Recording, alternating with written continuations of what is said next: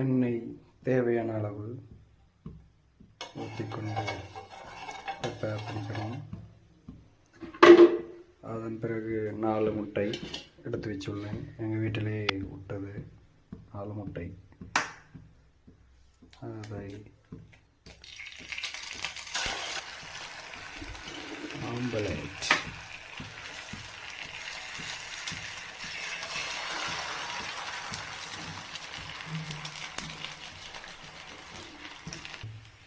எனக்கு காரக்குழம்பு சுத்தமாக செட் ஆகாது.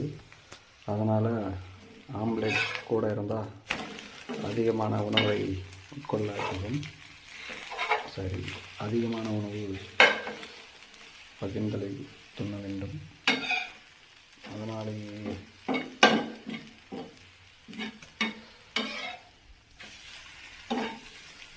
Omelette ready. ஸோ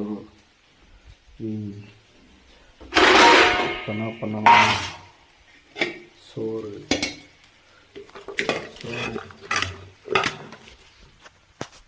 நல்ல ஒரு காம்பினேஷன்ஸ்.